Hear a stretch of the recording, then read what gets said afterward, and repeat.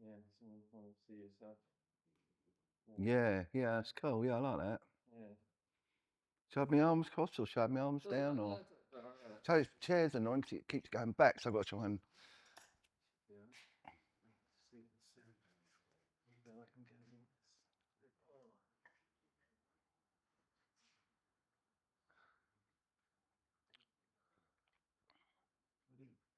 Yeah. Still sounding that. Can you do 1 to 10 again? Yep. 1, 2, 3, 4, 5, 6, 7, 8, 9, 10. Yeah. Yeah. Yeah. Cool. Yeah, that's cool. That's okay. Keep it there. Ooh. So don't if I just keep looking up at this every now and Yeah, no, that's fine. That's fine. So my arms all right crossed like that, Matt? Or does it look strange? up to you. Doesn't Yeah, what's I don't know. just I mean move around. Yeah. It's good. You know that's always kind of good to do that. Yeah. I was Mhm. just trying to do it as a just a bit of a chat. Yeah, Really. yeah, yeah. One of the things, if I ask you a question, if you try and repeat the question in the answer. So, for example, I say, "What's your name?" Instead of going Dan Purcell, I go, "My name is." Yep, Because I got to, if you think I'm going to talk, because people won't know that they won't hear me. yep, They're just going yep. to hear you talking. Okay, yep. Right. Mhm. So, I mean, first of all, introduction. Who are you? Okay, right. My name is Danny Purcell. I'm 52 years of age. I was born in Chapelheath, Essex, and I'm an old school BMX rider and an old school BMX restoration guy today. And what you got a nickname? What's everyone know you as? Superbike Dan.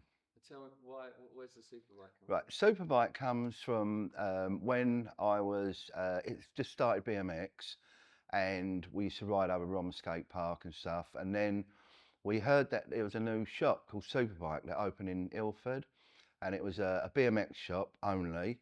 And after school, we went down and see it.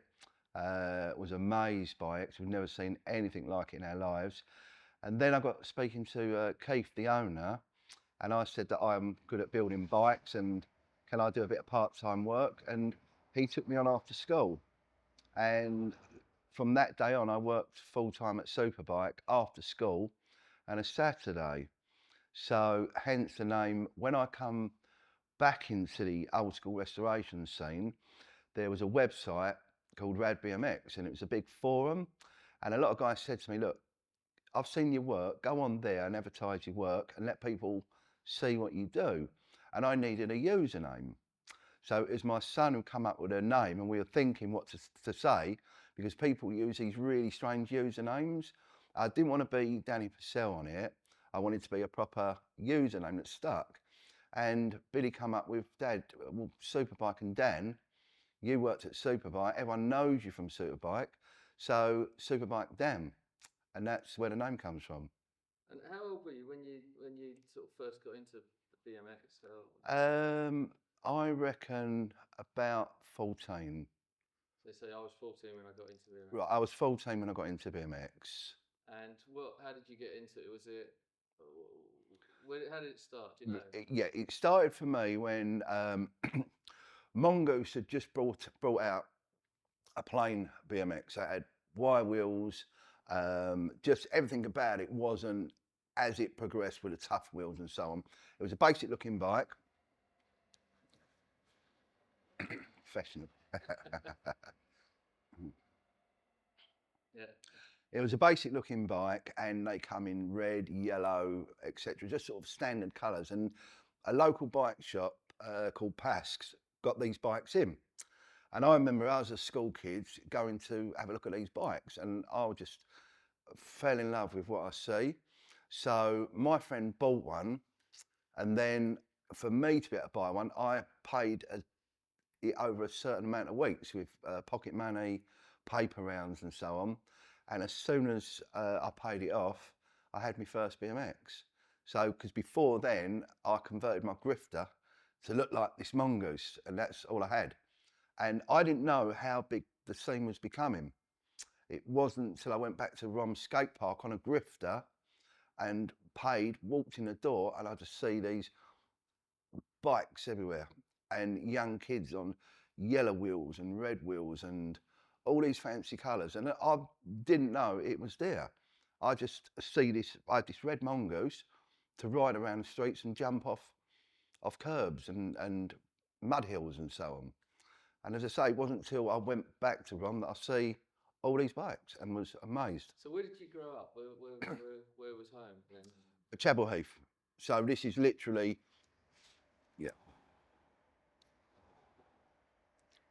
So you've been to Rom on a Griffith day? Yeah, I went to Rom in 1979 on a skateboard because we saw skateboard. So, and there was skateboard was a really big scene on all the street kids. We'd all meet up after school and just skate up and down. Well, I remember the old Kryptonic wheels and the wide hubs and so on, and we would just skate around doing slaloms and stuff.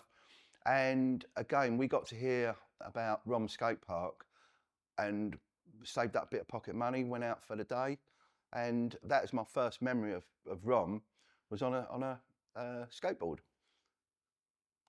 So that was like 79. 79, possibly 80, Right. really, really early. I mean, I was probably a year or two in senior school, so very young. And then you and then when did you go back and on the BMX or on a bike? Yeah, I would say probably a couple of years later, it was BMX kind of come into the scene around 79, 80, what I got involved in. And I would say around 1980-ish was when I first, had the grifter ready to ride the mongoose, but went over there on the grifter.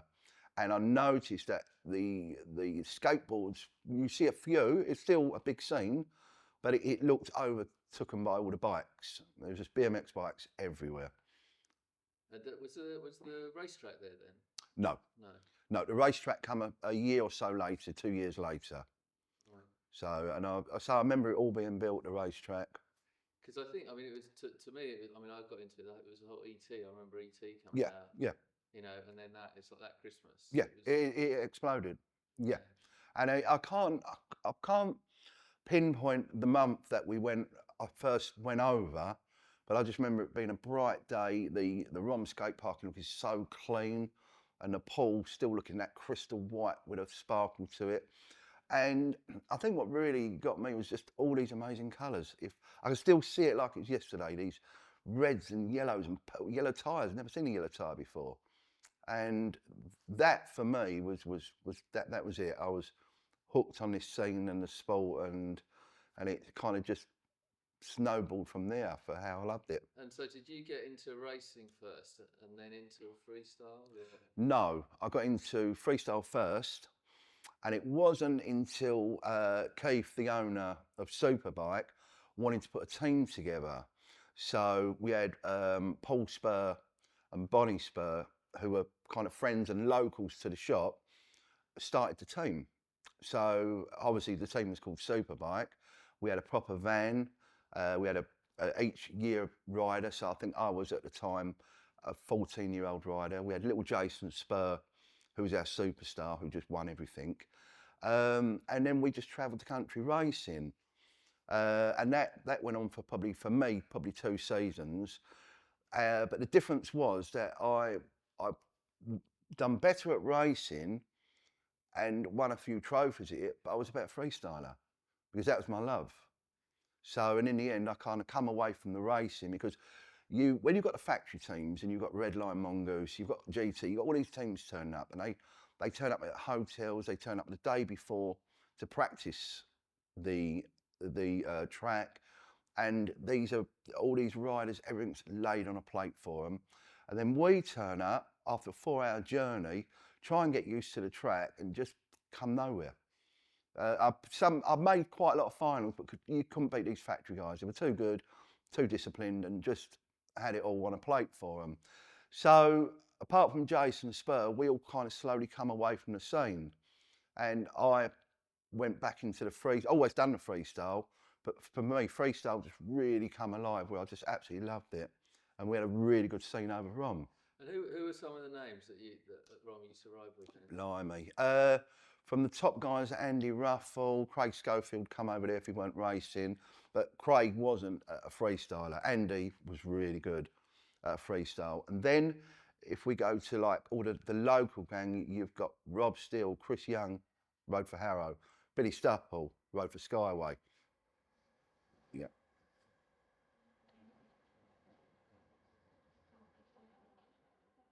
Right. Marco Lara, big name in the day, absolute animal on a bike. They're doing tricks that we could only think of. They've trained. Yeah. Errol McLean, you know, all these guys, and they weren't from the area. They would just come over on a Sunday, and just a big gang of them, all in their bikes, and we'd just have this amazing scene. Because all those guys, they're all, I guess, like Billy Stupple, Marco Lara, they must have all been your age, like 52? Yeah. Because I'm 49 next month, so 3 years difference. Yeah. But that's a big... That's a big... When we were 15, 16, 17, then you would only be 13, yeah. So on. So I have a lot of kids say to me that they rode in the 80s and they remember me, Billy Stupple, Pat Glavin, all these guys, and when I say, well, how old was you? They say I was 12.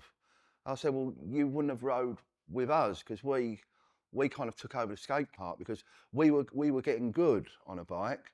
So these kids would stop to watch us do all the tricks. Well, that's the thing that interests me. It's these you know, like these these local heroes. Yeah.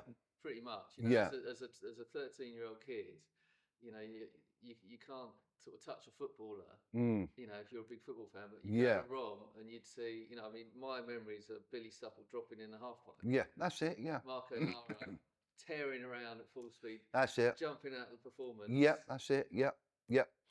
That's what we used to do. We progressed it to a kind of, for the time, another level. And we were jumping higher than any of these kids could get. We were full pelt into the, like you say, the performance bow wearing it, jumping out, trying to get to the top of the light, would touch the light kind of thing. And even, and there was only a few done this on the day, that we should start at the top of the hill, coming down, drop into the bullet and come out the side wall. Now, you didn't see anyone do that. And I've even got a picture of me doing it. And I remember once the Americans were over, and I think it was for a race meet that was going on at the track. And they were there one Wednesday evening, and me and Pat sort of come alive, and we were doing this jump. And literally the whole skate park stopped. All the racers come over and thought we were crazy. And because we were coming down, hitting it, and out the sidewall, full pelt. Which sidewall? That would be the left. So you come down the hill, and then the bullet had a little bit of a cutout taken away. So you drop in the cutout, come along, and then come up out the wall, and then out. Oh wow! Yeah. Wow. Yeah, and that you got a photo of that? I got a photograph of that. Yeah, only just literally me trying to get out the wall, but yeah, and as I say, we should drop into the side wall, stuff like that, stuff where your heart's pounding. But they were really good times, and that's how we rode all the time. Yeah. Wow. Yeah, and so I was really clever because my best friend Pat, who was a really good freestyle rider as well, he was the crazy. His nickname was Crazy Pat, and he would do it first, and I would watch. If he crashed badly, I would watch how he crashed, why he crashed, and then I would pull it. Did you wear like the kit? Did you have a team kit? Yeah, it's a Superbike kit. Yeah. It was, to memory, it was a red top, I think, with white sleeves, mate. We had these white stars all over it. So that was our kit that we represented for Superbike. So we were representing the shop, and obviously the team, because I was still a racer at the time. So that's. I would say not a lot of teams, the factory teams, wouldn't wear their kit at Rom because they weren't freestylers. They were only there for like a day off.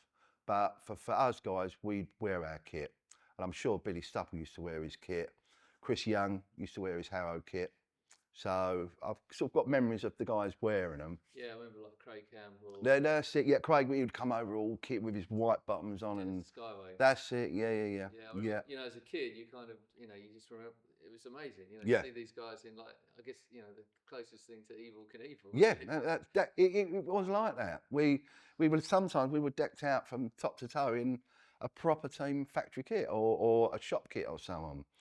So, but yeah, it's amazing times, and to look back on it is really good. I mean, did you sort of at the time did you kind of realise what you had on your doorstep with Rom, like this? I mean, because you think about it, it's like, why is this even here? This Yeah, in Romford. yeah.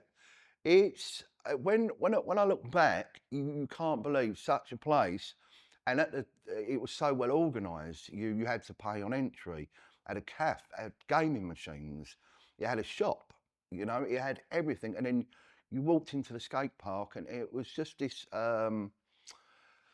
It's hard to describe it. It was just an amazing. I can't put in the words. I remember I said to you before. 'Cause I know you can edit this, can't you? What do I call it? It's like just like an oasis of a playground for bikes and skateboards, and it's in Romford, 7 miles from my house, and I'd never seen anything around the country at the time. You had I think Meanwhile Gardens had like a little concrete bowl, and that's all you had, and then you had this big skate park with everything you'd need, and as I say, right on our doorstep as well. Yeah, and if you can compare it to stuff being built today, there's like no comparison. No comparison, no, I no. mean, it's scary, isn't Yeah, it? yeah. I mean, there is no skate park today on the size of it, the size of the bowls, everything. You won't. I don't think there will be a repeat of Rom Skate Park, and thankfully it's now listed, so it's preserved for another day. But yeah, that's a good memory of mine. That it's just walking through that door and just, wow. There's have you seen? There's someone said to me that you know the details, or you might know the details. I'm gonna show you here. Hang on, Hmm. on the picture. Where is it? Oh, what's camera roll? The famous fight that was at Yes. So I've got the video here. I do. If you press play, there's a bit of skateboarding, and then you'll see a bit of a fight.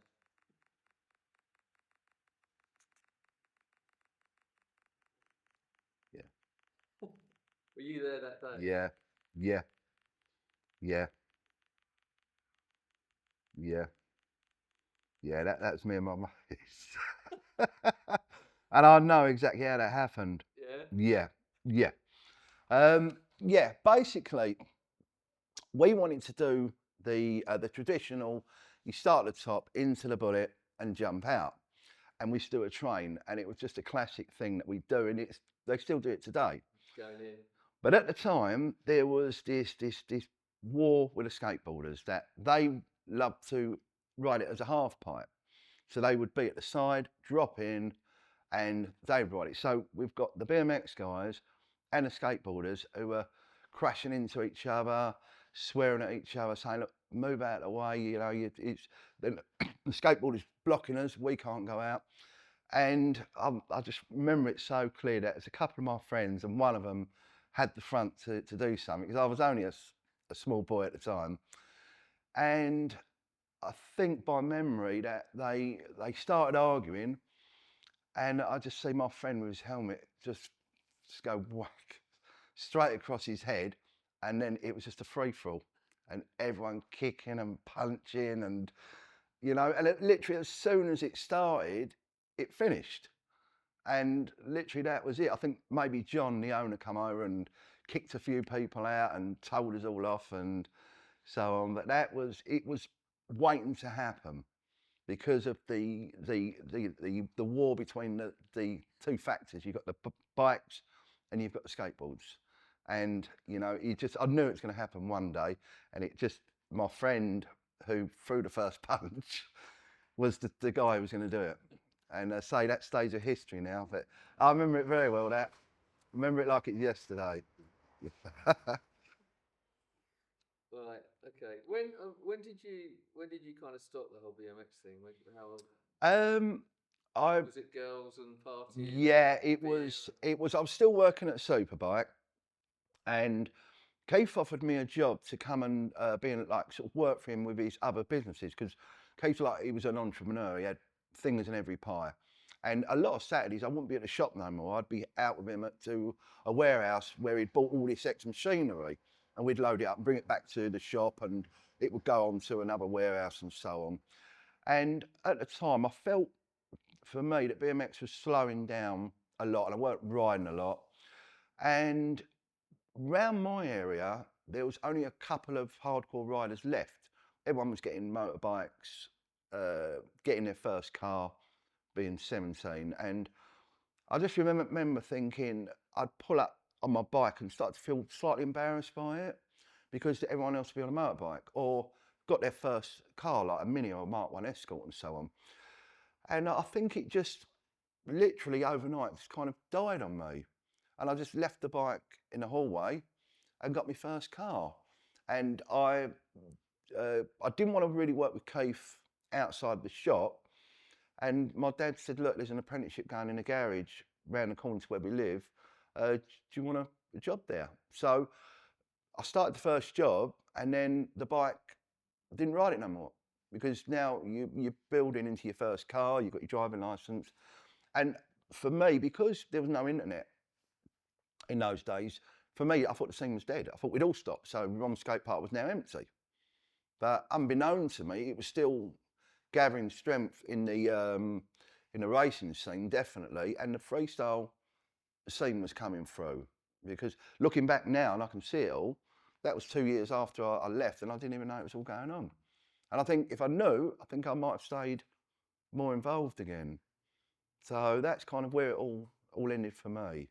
And then, and then you were a doorman, right? The Circus Tavern. You were head doorman. Yeah, that was a gap from me leaving BMX at around the age of 17. But then I come into this business at the age of about 18, 19 with my now partner Mick, who was my partner then. But I went as a young boy working for him. So we were still a spray shop in a tiny little unit in Chapel Heath. And the security side of work come in when I was in my early 20s, when we got married, first house, and I think Billy was literally my son just born, and my wife was pregnant with another newborn or a baby on the way, and we needed more income. At the time, this wasn't paying enough, and my wife couldn't work. So, and I think a friend of mine said, look, do you want to just come and stay with me at a pub and I'll give you £50? You ain't got to do nothing, you can even have a beer. And from that night, it just progressed into full-time security work. And then I become, through working in Rochester for a couple of years, it was too far to travel. So I went to Circus Tavern by knowing people and saying, look, you come and work here. And that was again in the mid to late 90s. And that was it. It was 15 years of my life doing security work, and become the head doorman at the Circus Tavern with 22 doormen on a Saturday night. It's crazy.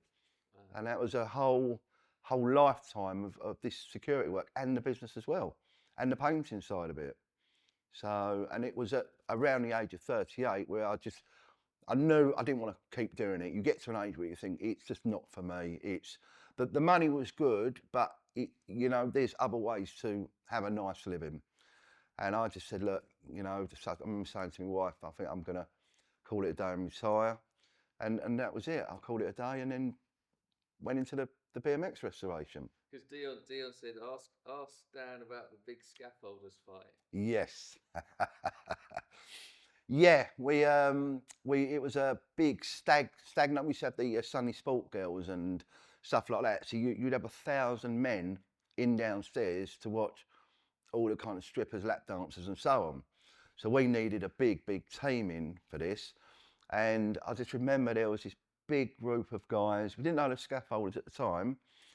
And we asked them to calm down, sit down at your table, don't touch the girls and so on. And, they'd had a few drinks, and one of them said, and he said, if you want us to sit down or ask us to leave, make us. And he lifted the table up and just threw the table in the air, and someone picked a chair up, threw a chair at us, and then that was it. It was the mass punch up and grabbing and dragging and getting them all out, and it literally went from the back of the club all the way out into the foyer, still punches and kicks and trying to grab them, and we got the whole lot out, and then they all come back to the front door and done it again, and it was just literally about half hour of mayhem with these scaffolders. So that's why he asked. It was that one of the biggest ones, was it? No, a riot. We had a riot, which was the biggest one, which again, this is on a Saturday night. You're talking, yeah, it's all day, that, isn't it? Yeah.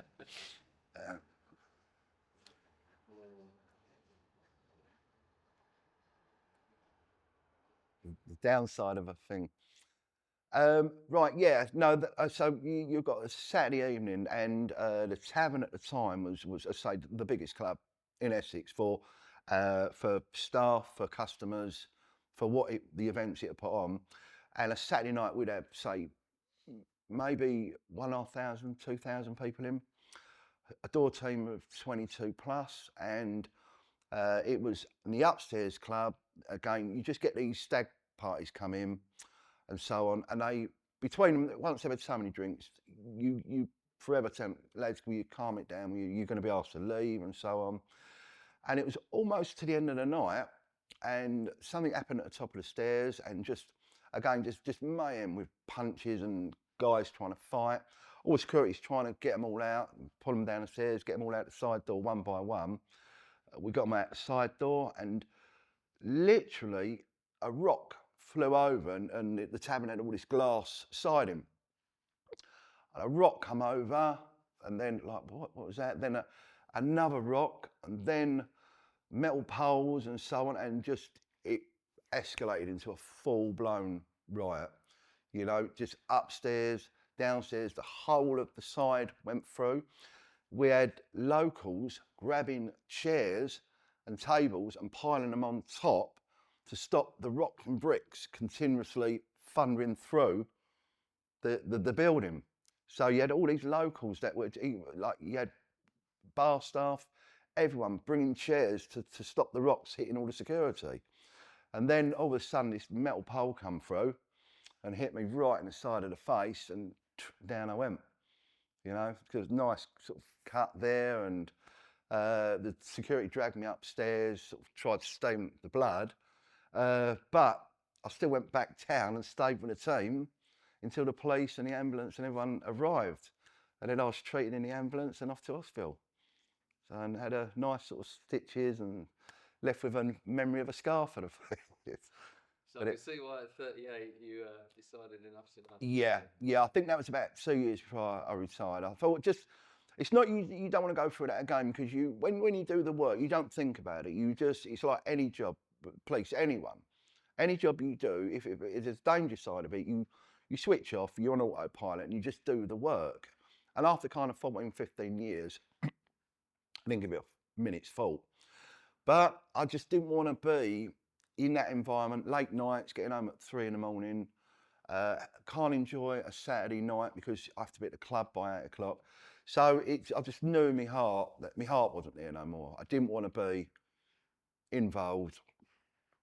Wrestling with someone in the car park to try and break up a fight, who are 18 and fit or 20 years of age and like working out in the gym, and I've got to try and calm this guy down. And that was it. I decided that's it. I'm walking away. And so when you walked away from that, so was that when you started to do the bike frames, or? Yeah, I mean, basically. It seems like only you're a bit of a workaholic, in that you. Yes. Daytime. That's it. Night time. No, I can't stop. And the restoration and the bikes kind of it come out of nowhere, but kind of snowballed really quickly. And it was when we got Billy's first bike for him. This is my son Billy. It was a normal £60 BMX bike from a local shop, and within a week I'd painted it, sprayed it up, put false stickers on it to make it look like a Diamondback. and so on. And I took Billy to the Rom skate park. He'd been previously on skateboard and skates, but nothing come of it. We got him this bike and said, look, let's go back to the Rom skate park and have a ride on your bike. And at the time, he could have only been, blimey, 10 maybe. Wait for the train.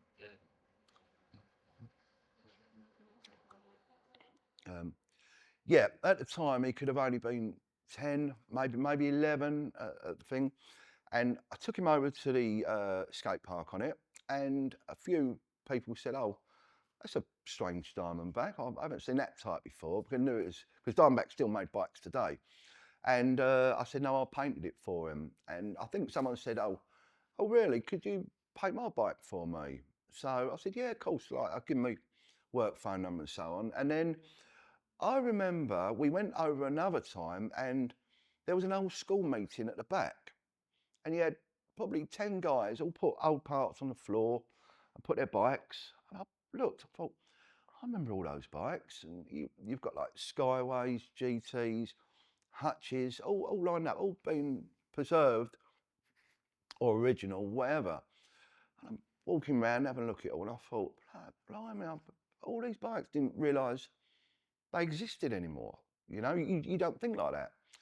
And I got chatting to a few of the guys, the collectors, and I said, I used to ride over in the 80s and so on, and we got talking about all these stories, and then someone said, oh, do you remember Billy Sturpole? I said, yeah, I used to ride with Billy. He said, oh, he's over there. So I walked out, I said, Billy? He went, I'm like Danny Fussell. He went, how are you doing? I've seen you in years. So me and Billy got talking, and he said that he was riding again. And he was riding on an old Skyway at the time.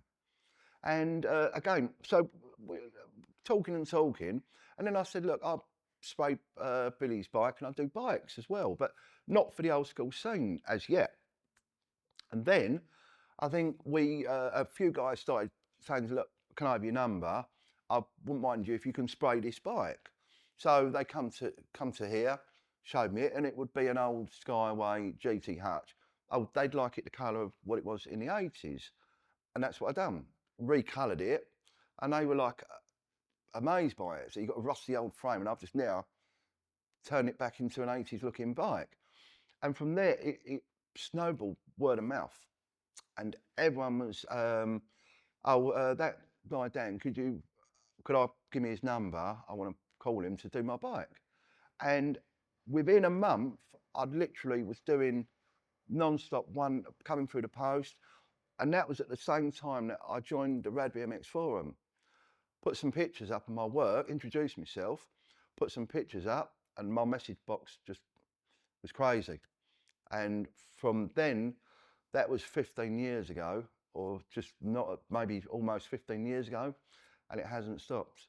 And it's just been non-stop restoration, week in, week out, these old scenes. What sort of numbers do you think you do, like a year now? Probably. Not for the tax man. No, not for the tax man. Probably. You've got 50 weeks in a year. Probably 250 a year. So it's quite a few. Wow. Quite a few. Yeah, and how long does it take, average? Average, well, what I do, I tend to try and work on 3 or 4 a week, because some can be a lot of paint stripping, and some can be a lot of sanding and prep. And then if I do the ET, that's a Friday night and a whole day Saturday to go through the paint systems, through the masking, through the white coat, the red base coat, the fading and so on. So one bike can take a day, or one bike can take an hour.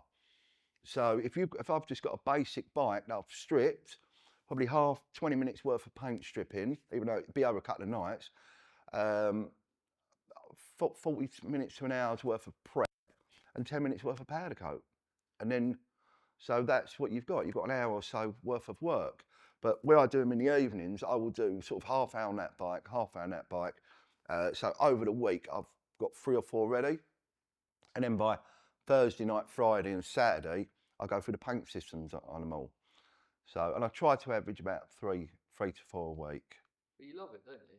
I do, and I still love it today. I've had I've had my moments where, again, a bit like the security side, it was too much. And you think I remember this saying on a car show, and the guy said, I've created a monster, I've got to tame it.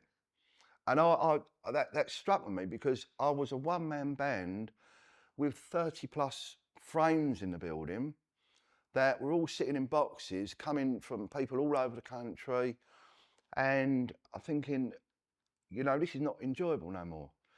Open up the box and it's just a rusting pile of sort of crap that they got out of a skip and expect me to restore this miracle bike. And yeah. Yeah. Yeah.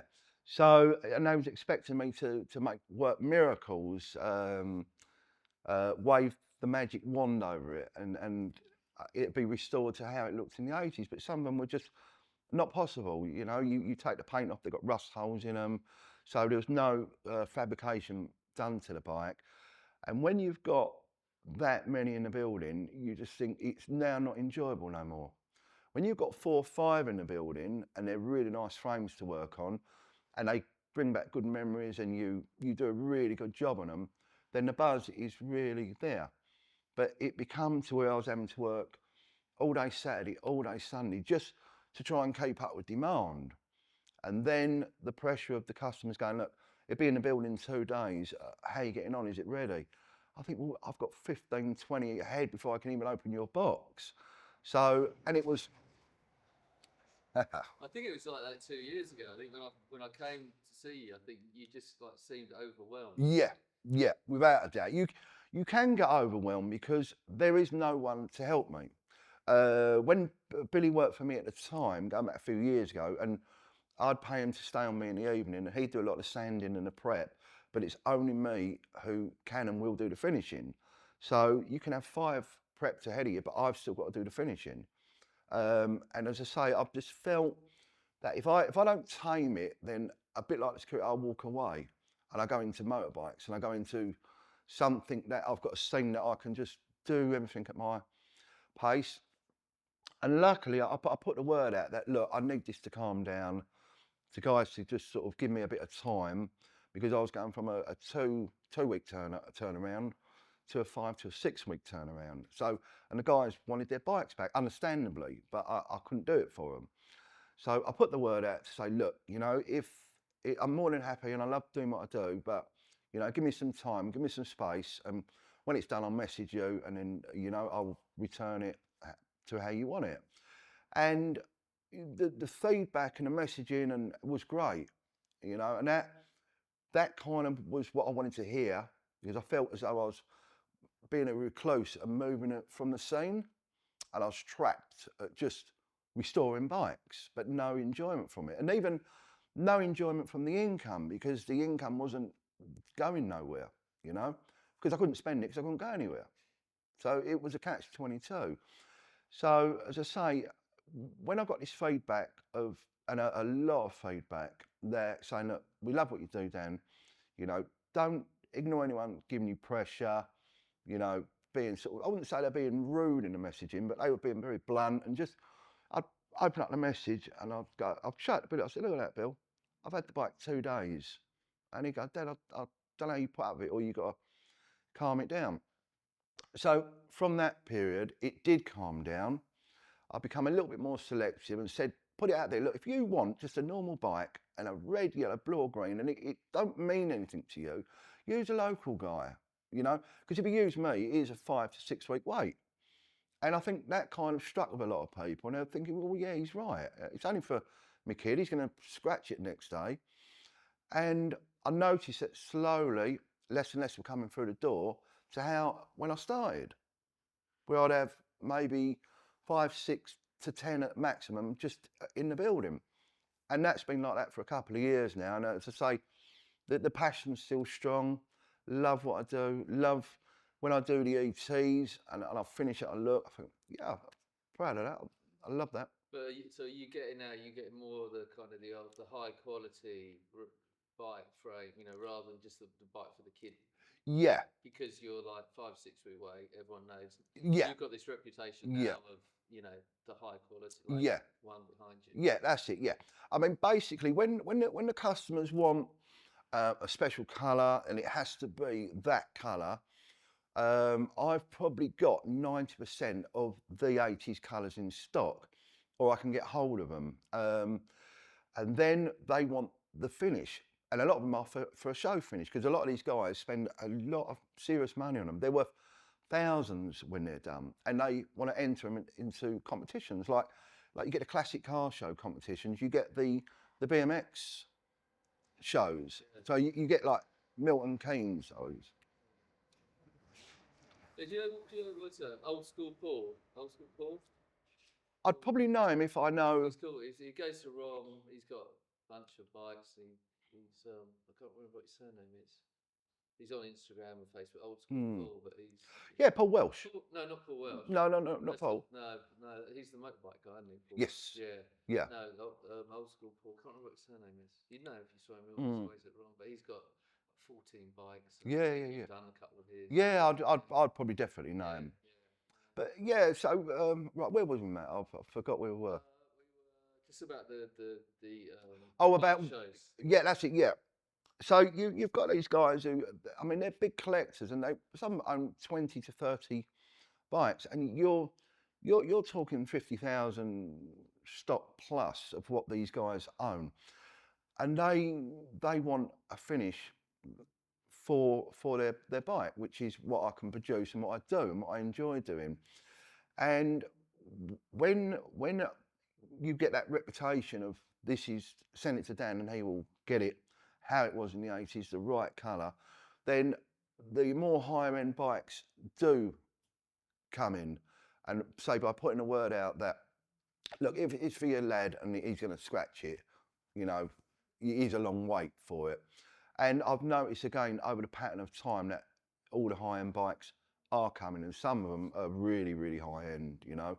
And when they go to the MK shows and the local shows, because you've got all these Facebook pages, website, not forums have really died.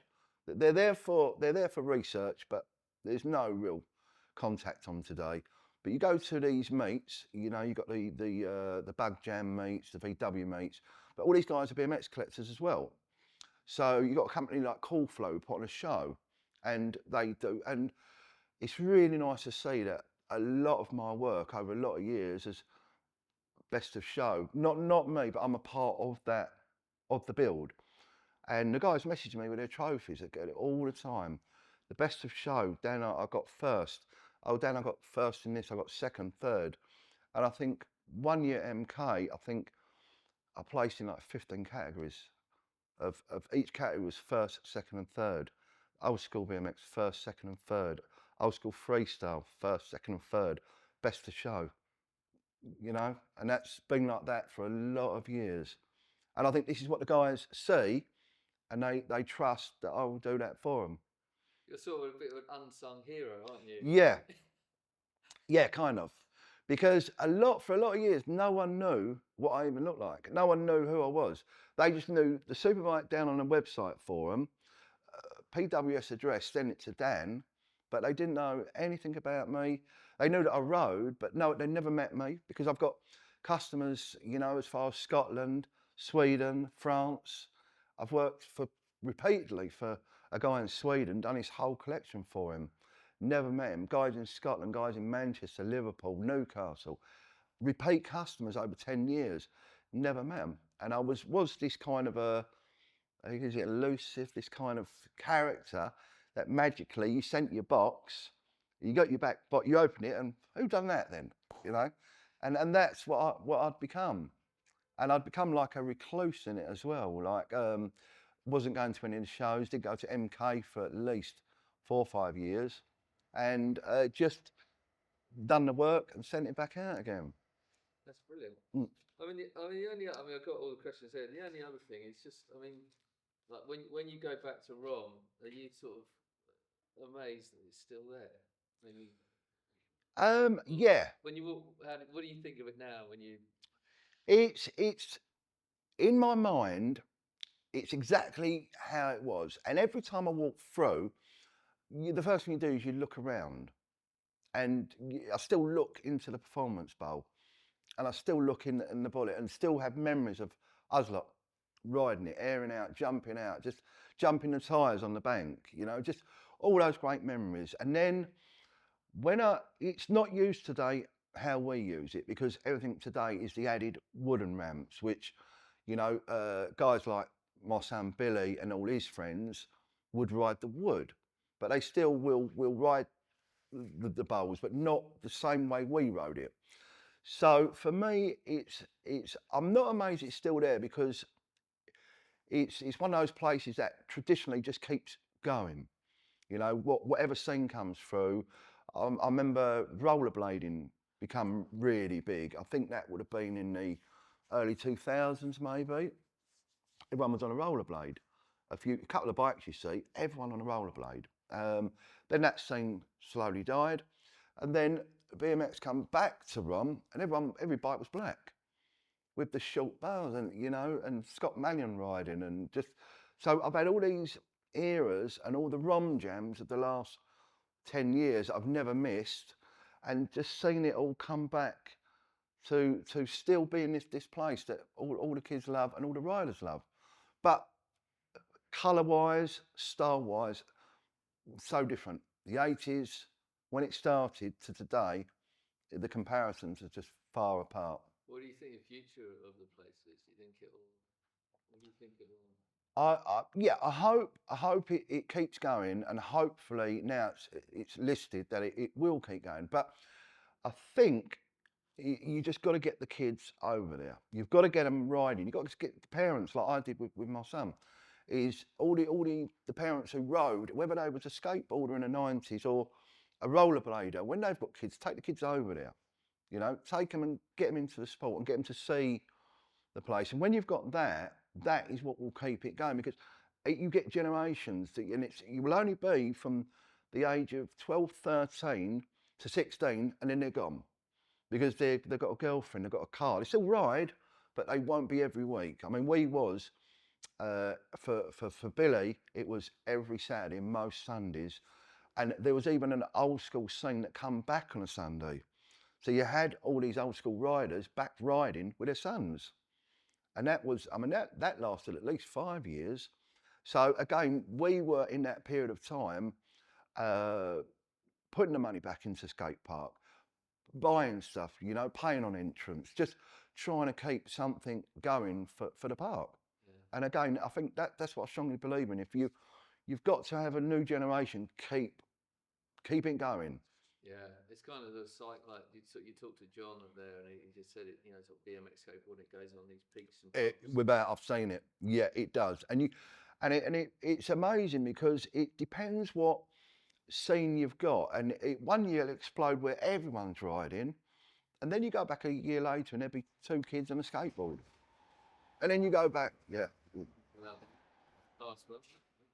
Yeah, and then you go back again, and it'll be another big scene happening. But I have noticed this last year or so that it's definitely died on what I hear and what I see. You know, the Rom Jam was good this year, but then I think a week later, no one was there. You know, it don't add up.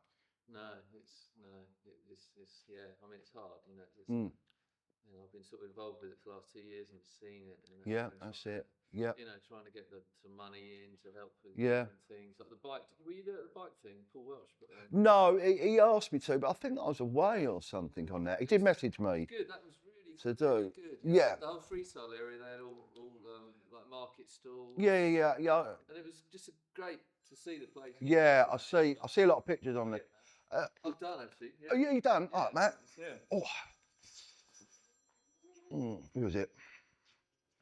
Oh, it's no one. Maybe just take a seat and I'll get a shot. Yeah, okay. Yeah. Yeah, we get to get some.